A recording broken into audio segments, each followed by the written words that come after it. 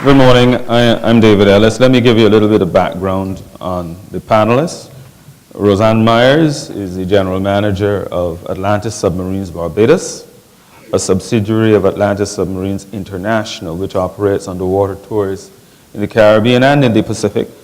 She has over 32 years senior management experience in the manufacturing and tourism sectors, holds a Bachelor of Science honors degree in chemistry and biochemistry, and is an alumnus of the University of the West Indies. She holds a Master's of Science in Tourism and Hospitality with distinction. Prior to the new post as chairman of the Barbados Hotel and Tourism Association, she's been an active participant involved in the work of the association over the past 29 years and has served in several different positions, including VP, Direct Tourism Services, second Vice President, and Chair of the Marketing Committee, the Mice Product Club, and the Environmental Committee. Oliver Jordan is partner in charge of the advisory services practice for PwC East Caribbean and is also the public sector leader for PwC firms in the Caribbean region. He currently provides consulting and advisory services to a broad range of public and private sector clients in Barbados and across the region. In addition to being a council member of the Chamber, Oliver has previously held positions as President of the Barbados Bankers Association, CEO of the Barbados Tourism Authority, Director of the Barbados Hotel and Tourism Association, and Treasurer of the Caribbean Hotel and Tourism Association.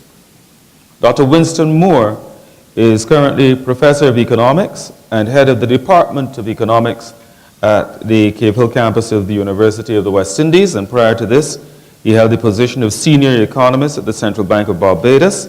His recent research has examined the issues surrounding the green economy, private sector development, as well as the economic impact of climate change on tourism. Professor Moore has published more than 90 peer-reviewed papers, books, and book chapters. He holds a PhD in economics from the University of Surrey and a Master's of Science in Economics from the University of Warwick and a BSc in Economics from the University of the West Indies at Cave Hill. And Thomas Herbert, they haven't given me any information. Charles Herbert. You're related to Thomas, no doubt. All the Herberts must be.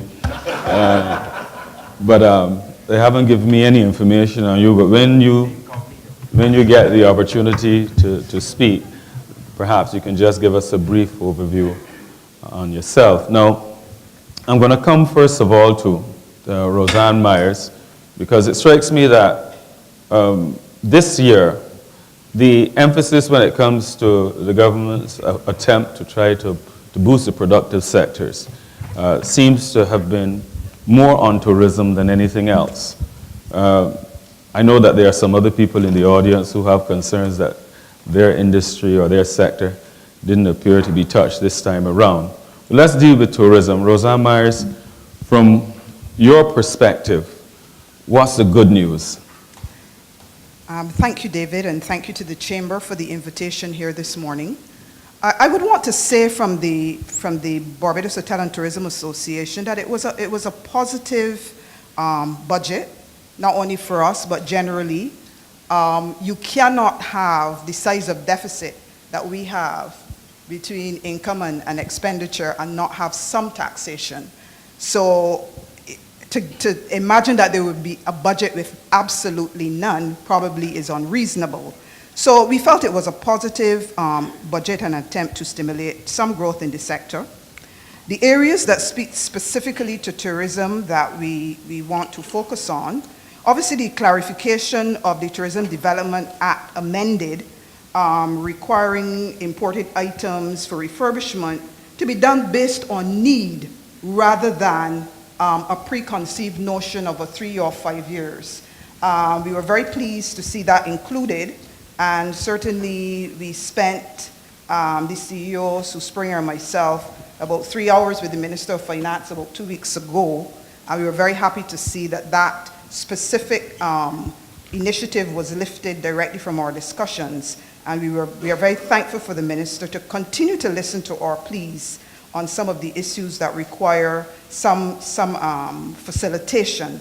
The truth is that we are in a position where we feel strongly that the things that were granted to the tourism sector about 2 years ago, if we can get those fully implemented, we would probably be happy with nothing else being added to an additional budget.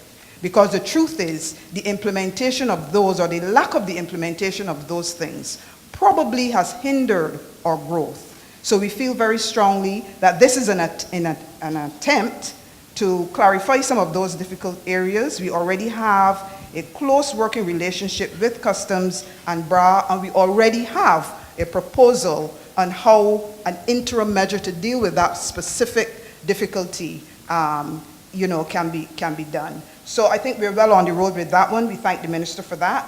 The imposition of the 2% National Social Responsibility Levy, where it says that if you already have the approval under the Tourism Development Product, that certificate as an approved tourism product or project under the Ministry of Tourism, that the 2% would not apply on those items. There are a number of subsectors within the tourism sector, like your car rentals, like your direct tourism services, attractions and so on, that really will have that 2% added to all of the other taxes already that we're feeling. So, but that is something that I feel that we can work through to get more people to be caught under the net of the TDAA. But it is additional taxation, and as has been correctly said, it will have a roll-on effect to the consumer.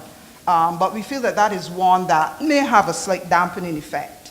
And certainly erode the $10 a week for the pensioners, because you're going to have to pay that 2%. You're going to pay it in the supermarket, we certainly feel. The removal of the disincentive for yachts to stay longer than 6 months, very positive. Can spur a local industry. There are not a lot of people involved in boat refurbishment. There's still a number of us that have to take our boats to other islands and so on. And that may be with the additional work or so that can come from the yacht staying longer, may in fact spur a little some industry there in terms of boat refurbishment and supply and so on. So we see that as positive and encouraging. Obviously, the tax amnesty will help the BHTA membership, as it will help generally, and our assumption, again, Gloria, is that it is on corporate taxes as well. So thank you for pointing out that that is not necessarily clear. The establishment of the special development areas, very positive and welcomed.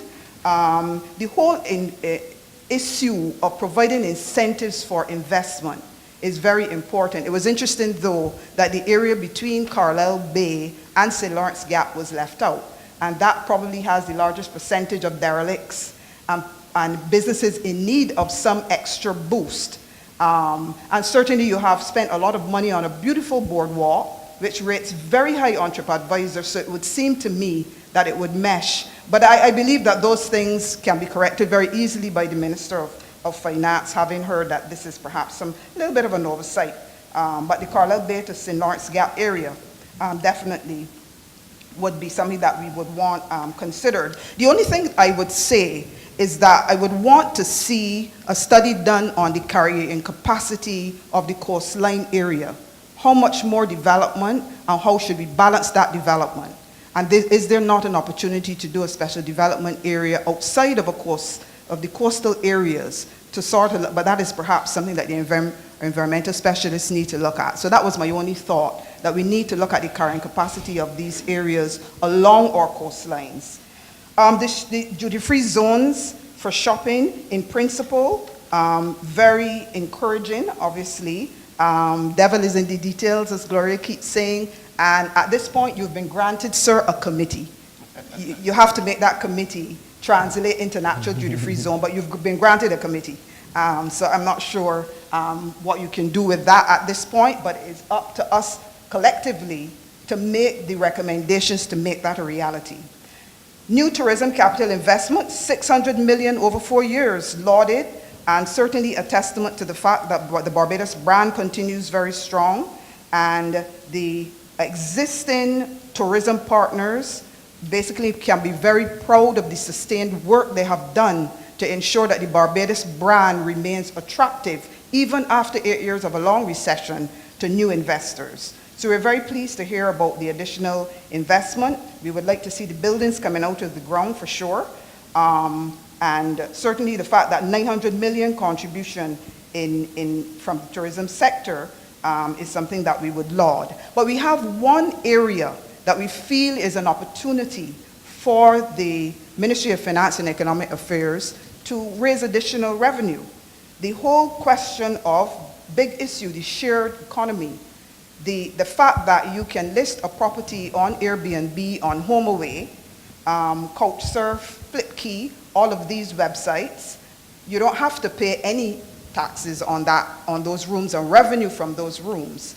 And as you have seen, places like Paris and Rome have taken a very serious stance where they implement a small tax and certainly some standards that the small home owners who are renting a room in their home basically have to pay, and they have to be registered so that we protect the brand in terms of safety for the brand and of the people that we're inviting into these non-traditional accommodation. Excellent for the economy, but we are losing an opportunity to perhaps grab some revenue from those entities. And it certainly has to be something that we looked at, and we've raised it with the Minister of Finance. I think I'll let other people speak to other areas, but generally we were happy with the fact that, you know, we've seen an increase in pensions, student revolving loan funds, and other areas that are not directly related to tourism, but certainly will have an impact. I want to just say in closing that we were very pleased. We sat together in a wonderful location at Radisson, and we listened to every word of the budget. And we were very pleased with some of the language. It was very colorful and it was beautiful. Especially one statement, which Ms. Das will be very happy. In the budget, Minister of Finance and Economic Affairs says, part of a quote, "I sincerely believe that we live our lives in the light of optimism rather than the darkness of pessimistic despair." It made listening to the budget actually quite interesting and a joy because the language was colorful. Never mind the content, but the language was colorful. And it was beautifully written. So I'll stop there. One point of clarification from you, though. You spoke about these proposals of 2 years ago that you would like to see implemented. And I'm sure there are some who would want you to expand on that.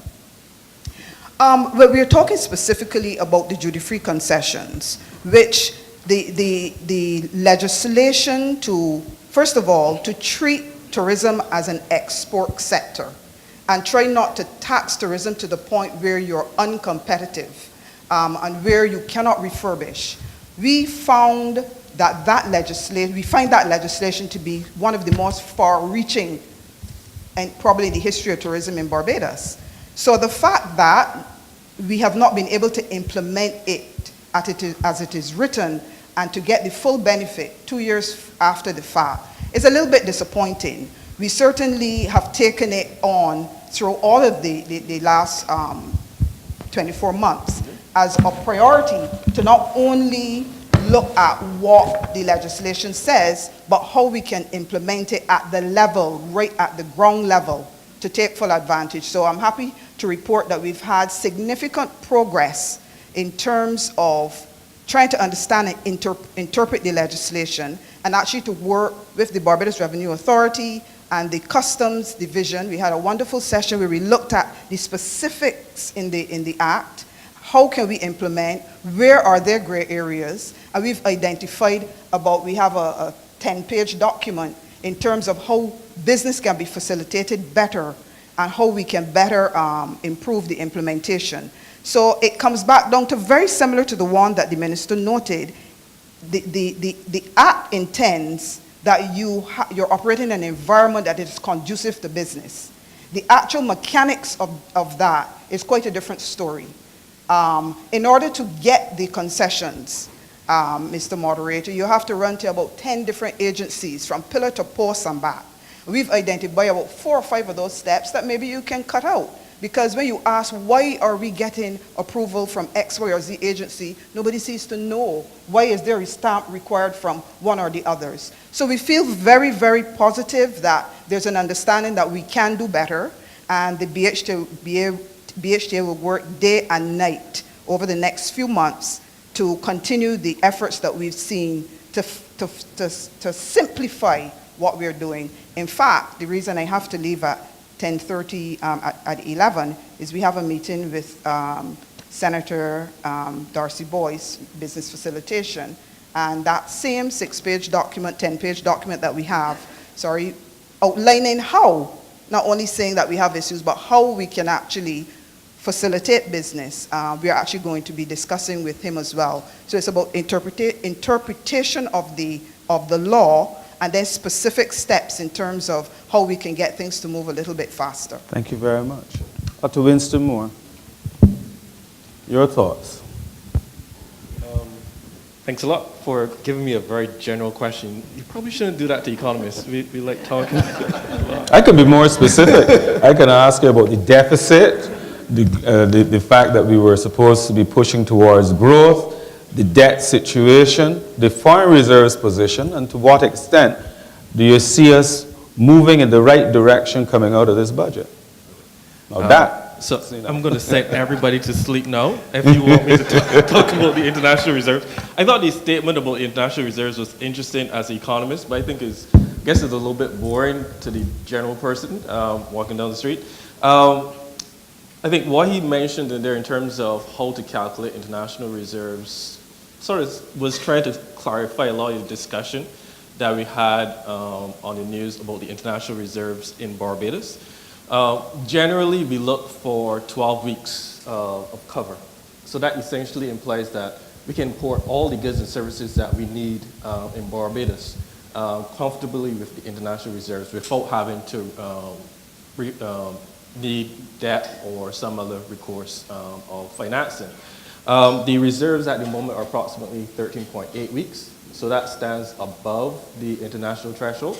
However, I've done some research in the area as well. So on the other hand, the research I've done suggests that sometimes you do need a higher level of international reserves. Say, for example, if you are you're likely to get hurricanes on a regular basis, if you're subject to international shocks, you probably would like to hold more international reserves than 12 weeks. So the probability of your economy being subject to international shocks suggests that you probably would want to hold in more international reserves. This is what we've tried to do in Barbados. We've tried to hold more than 12 weeks. But you know there's been some concern about the decline, the steady decline in the reserves. Yeah. Do you share that concern? Yeah, I sort of mentioned that in my public comments on the issue. We've seen a decline in international reserves since, what it was, I think 2012, over that period of time. And it's from a number of different areas. Sometimes part of it was due to the increased repayment on debt. Part of it was due to higher oil prices. This year we haven't been impacted due to higher oil prices. But once we are subject to these international shocks, you do see the decline in international reserves. But I think the budget yesterday tried to tackle two main issues, which was the international reserves as well as the fiscal deficit. So the international reserves, he mentioned a lot of injections into the economy that would come over the next couple of months that would hopefully increase the international reserves from 13.8 weeks above that level, maybe up to 14, 15, whatever the case may be. And then from the revenue side or the fiscal side, a couple of things I'd like to highlight that could have some important implications for business. The 2% tax on imports. Yes, it has a positive impact on the fiscal deficit, so it generates a bit more revenue, but it all depends on how individuals respond to that 2% tax. If individuals respond to that 2% tax by purchasing less goods and services, then the expected revenue might not be as large as what we're projecting. However, and also the application, if the 2% tax is on goods and services that are not very responsive to price increases, then it would generate a bit more revenue as well. So that is something that we'll need to monitor in terms of the revenue that is generated from that imposition of the tax. I think going down the road, we probably would need to talk about how we're going to implement it on domestic production. I'm still a little bit clear on how we're going to implement the tax on domestic production, because we don't have a mechanism for implementing or collecting a tax on domestic production at the moment. We sort of pay taxes on VAT, which is a consumption tax, and then we also pay income taxes, but we don't really have a production tax. So that is a little bit difficult to wrap my head around. But on the other hand, in terms of the benefits for business, there are a couple of things that I thought were quite useful. The duty-free zone. So, for example, if you have a duty-free zone around the Bridgetown area, that probably would generate a bit more construction activity, generate a bit more jobs. So it would have a positive impact on economic activity around Bridgetown area. But the only concern that I have is, I'm relatively old, but I still remember that we had duty-free zones in many other Caribbean countries already, and there's always a leakage. So if I own a company or I own a business in a duty-free zone and a business outside of the duty-free zone, it's very difficult to segment those two businesses in terms of reporting and in terms of taxation.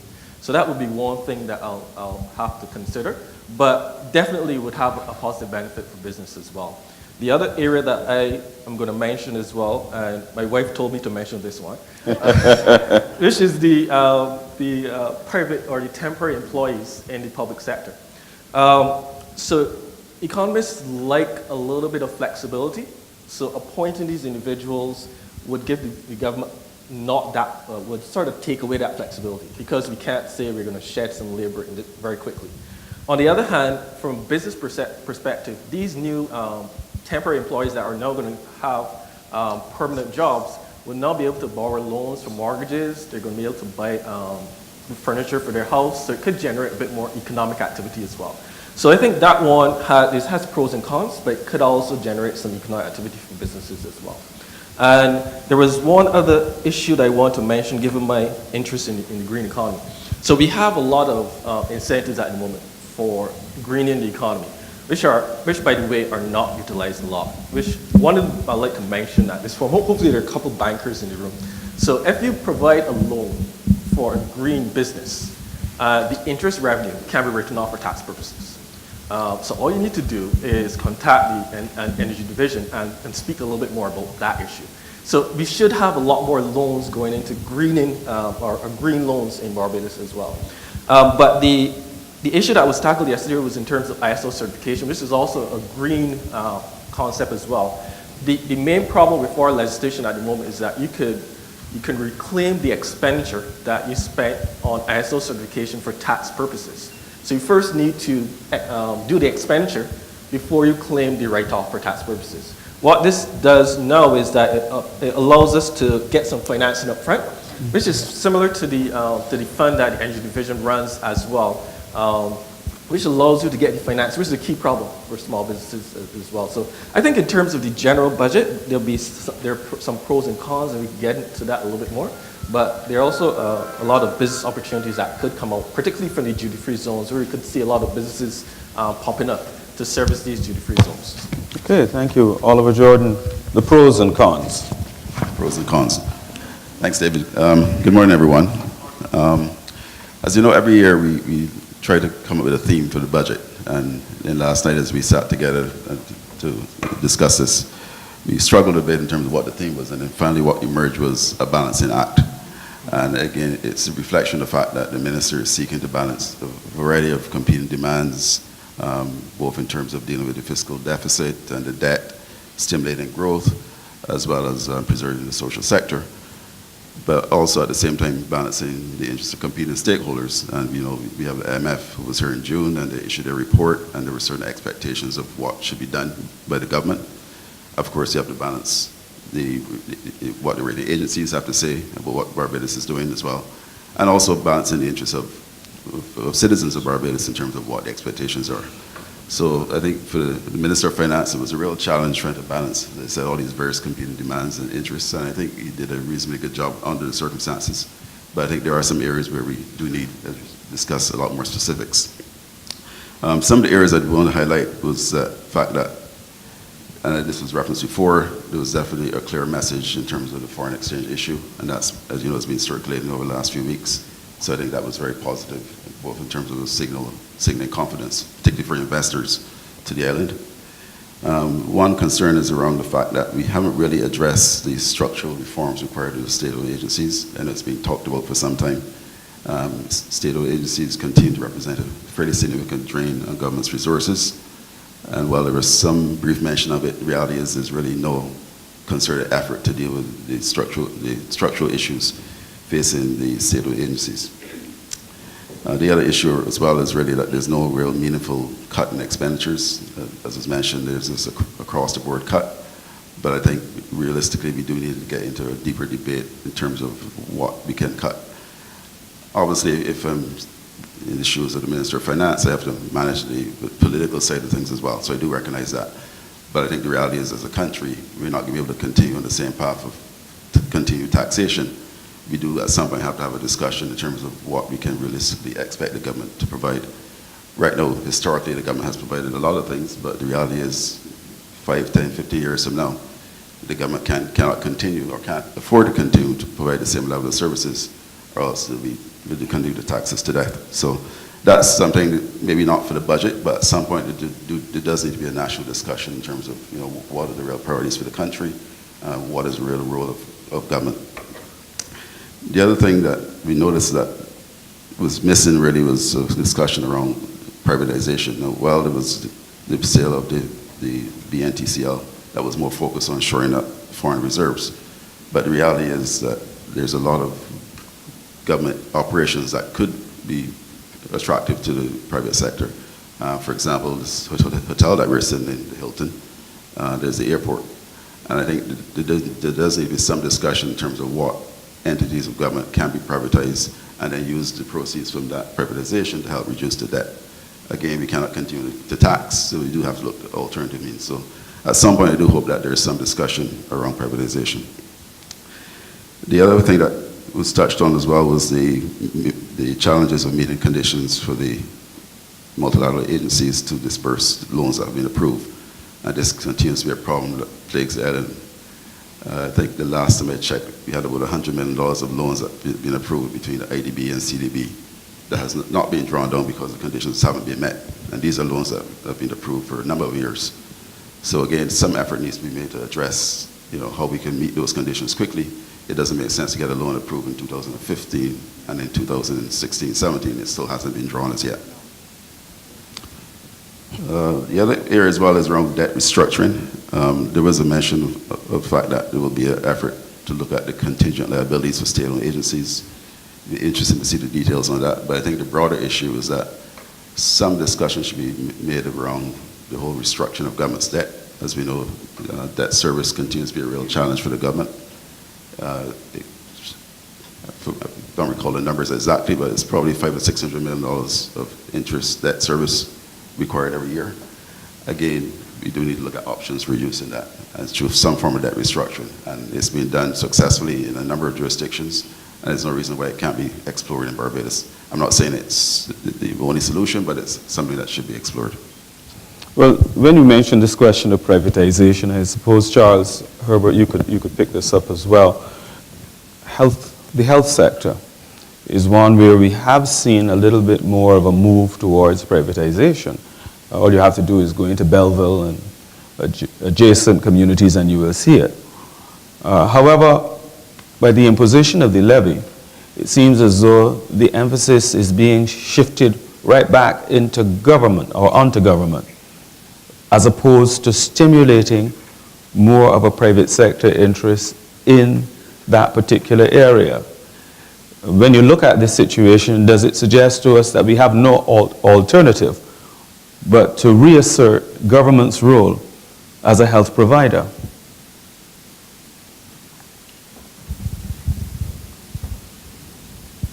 Hello? Yeah. If I just make general comments then on the health, the truth is we just don't know. The bombshell of a national health insurance is huge. Government, by the numbers yesterday, is spending about $400 million a year on health. 55% of the 732 that he says is spent. Now, we really have no idea of how this insurance will be implemented. It could be simply to fund what is the services that are provided by the government. It could be to encourage some of those services to move to private providers by making some payment towards private providers. We just don't know.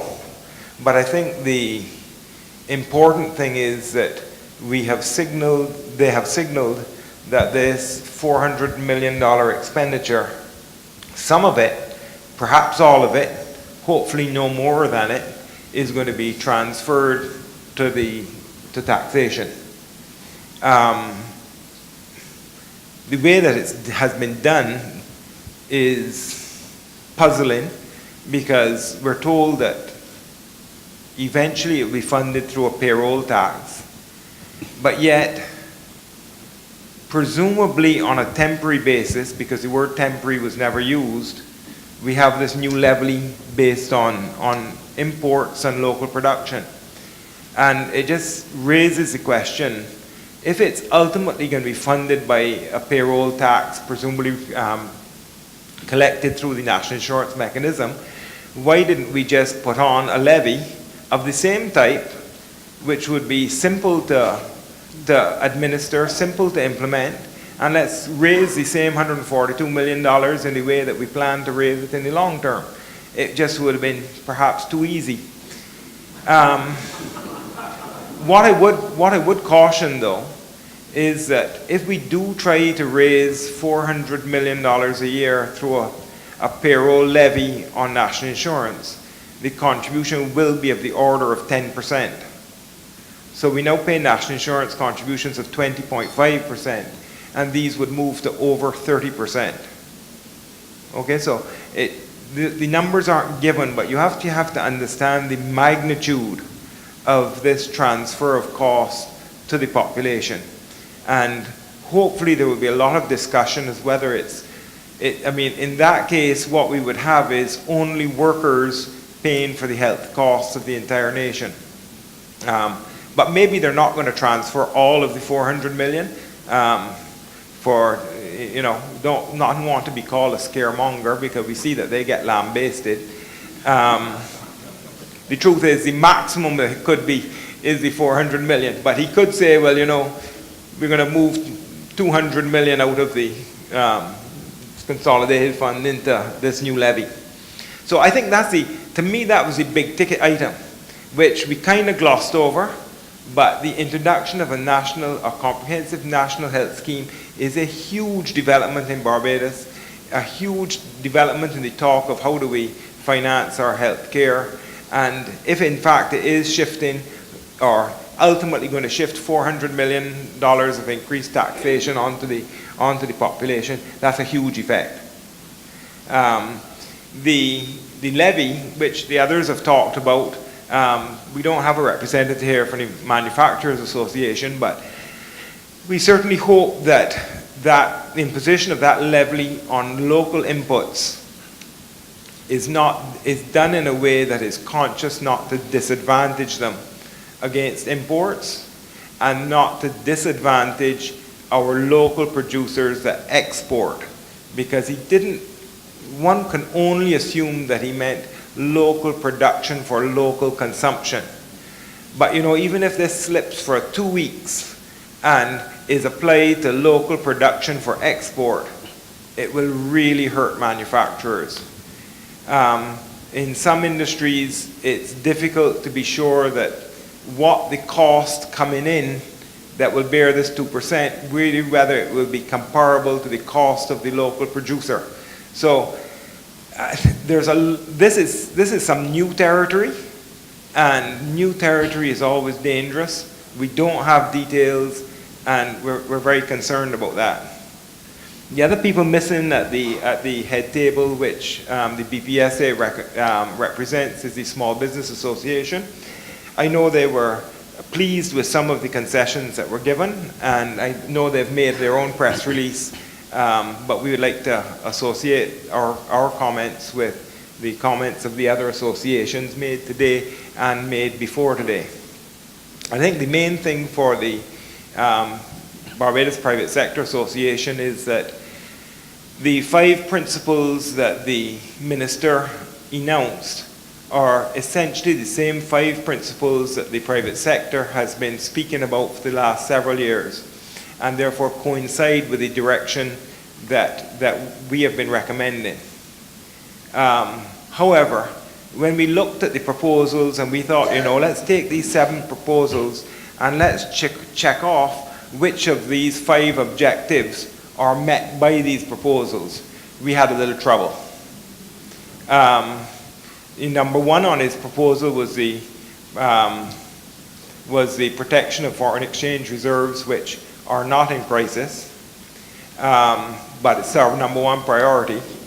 And the only thing that we really saw that was being done was a continuation of our old policy, and that is that we were expecting capital inflows, some of which we've heard about for several years, and really we have no guarantees, and we're saying these capital inflows for new projects are going to bolster our foreign exchange reserves.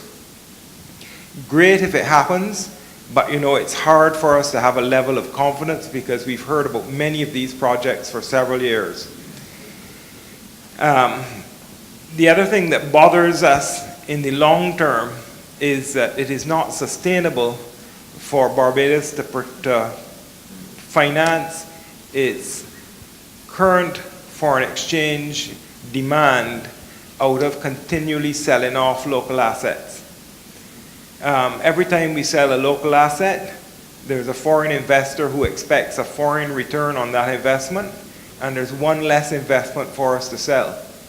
When we sold Light and Power to Emira, local investor, those dividends will now go offshore rather than stay with local investors. So that's just an easier example to see. But there's a limit to how many local assets we can sell, and the more we sell them, especially if we sell them with concessions, we erode our tax base and we erode the income that's left behind in the island. So it's a good short-term measure, but on the long term, Barbados has to figure out how we can either reduce our demand for foreign exchange or finance it out of our current operations. It's just not a long-term strategy. And we didn't see anything in the budget that actually realized that we don't have a long-term solution to financing our foreign exchange demand. The second principle was on reducing the fiscal deficit, and we're 100% behind there. We didn't expect giveaways in this budget. We knew it would be a take. It looks like he's going to take about $200 million in additional taxes, and he's promising us cuts in expenditure of maybe $100 million in the first year. We're worried about the $100 million in cuts because they're not very specific.